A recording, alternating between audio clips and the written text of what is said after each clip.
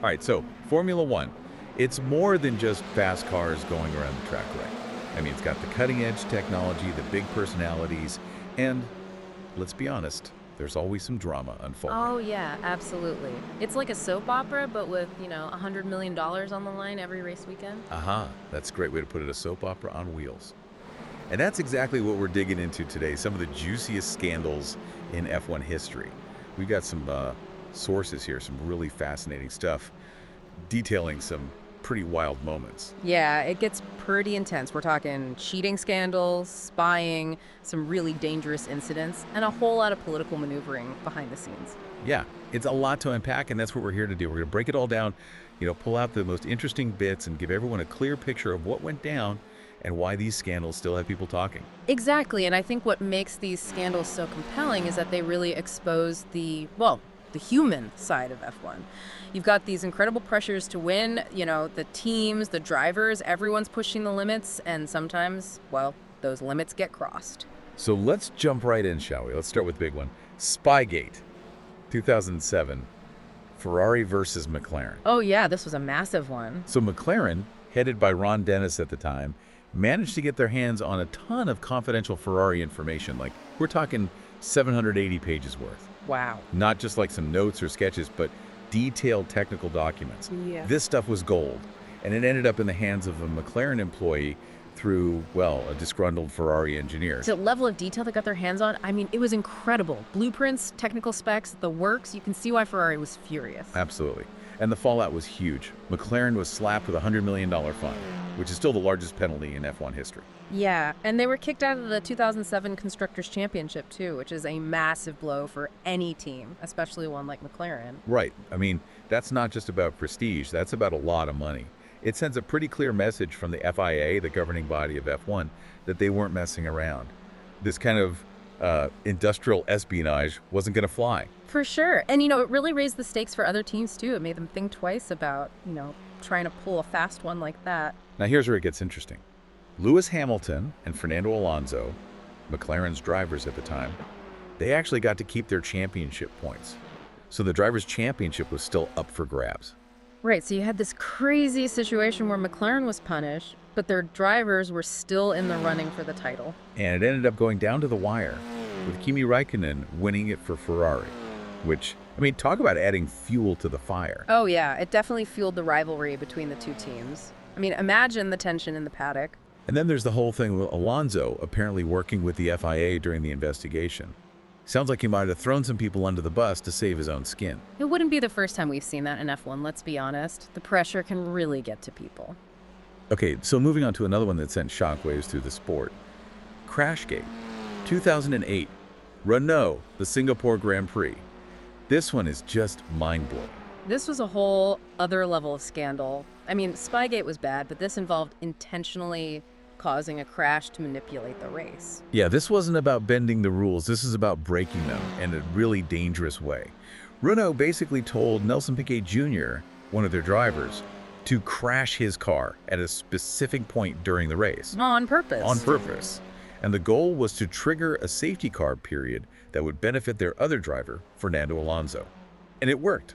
Alonso ended up winning the race. It was a brilliant strategy in a twisted kind of way, but it also showed how far some teams were willing to go to win. Yeah, and the consequences were serious.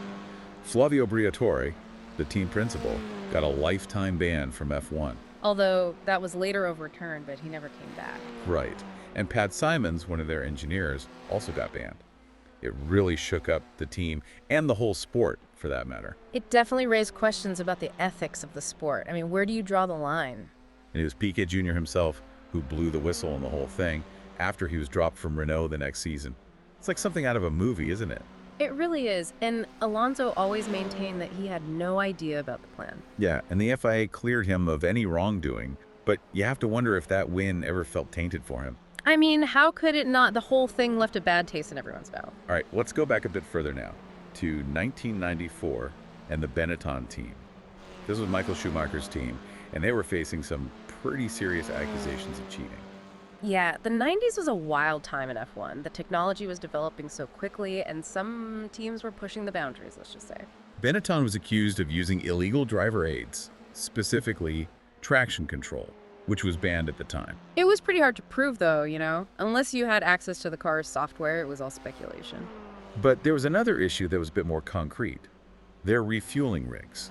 They'd modified them, and it led to this really scary fire during Jos Verstappen's pit stop. Oh, yeah, that was a terrifying incident. Luckily, Verstappen escaped with just minor burns. But it put the spotlight on Benetton's modifications, and it turned out they hadn't followed the regulations. They got a big fine for that. And Schumacher himself got a 2-race ban later that season for ignoring black flags during a race. So even though the traction control thing was never proven, they definitely weren't squeaky clean. It was a controversial season for them, to say the least. Okay, let's fast forward now to 2005 and the US Grand Prix.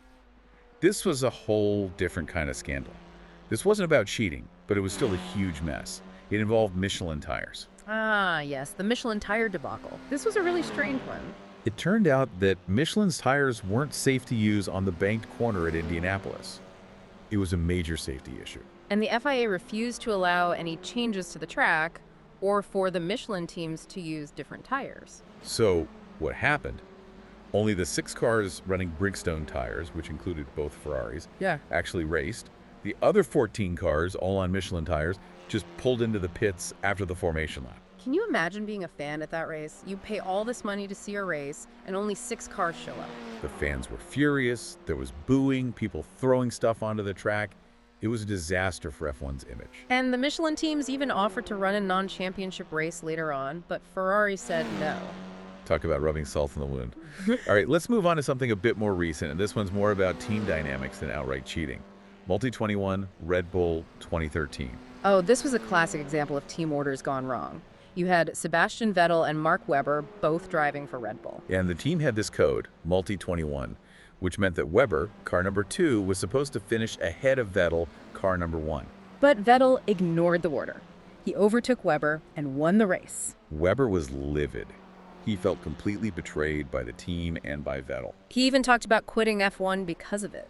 And Vettel. He didn't even apologize. He basically said he was there to win, end of story. It really showed that even though they're teammates, these drivers are ultimately competing against each other.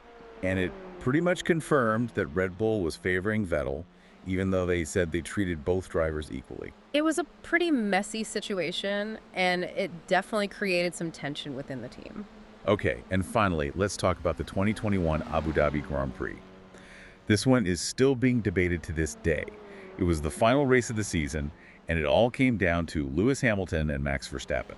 The tension was so thick you could cut it with a knife. It was a winner-take-all situation. And then, with just a few laps to go, there was a crash, and the safety car came out. And that's when things got really controversial. Michael Masi, the race director, made some decisions that ultimately decided the championship.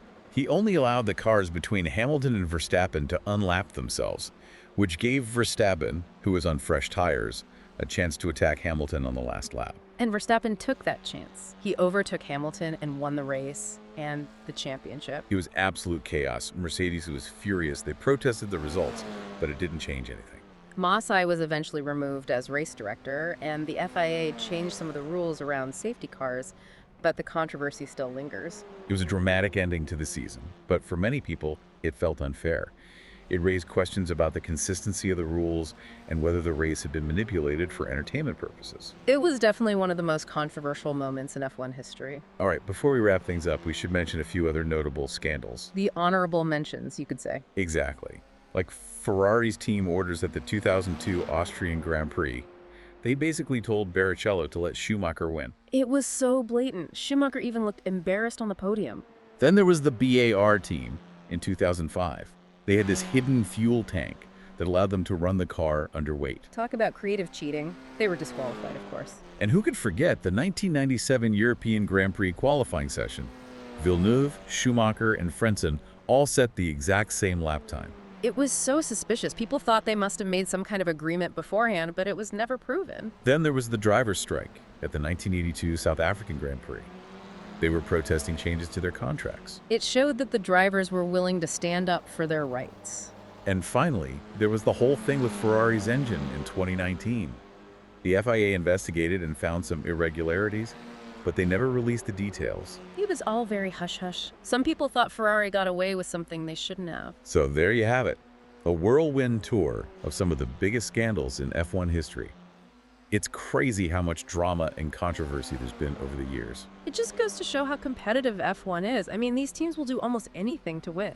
And that's the question I want to leave you with. Of all these scandals, which one do you think says the most about the pressures and the ethical gray areas of F1? Is it the blatant cheating, the safety issues, or maybe the internal team dramas? Something to think about. Definitely. It's a fascinating subject, and it makes you wonder what kind of scandals we'll see in the future. Well, that's all the time we have for this deep dive, but maybe we'll revisit some of these stories in more detail in the future.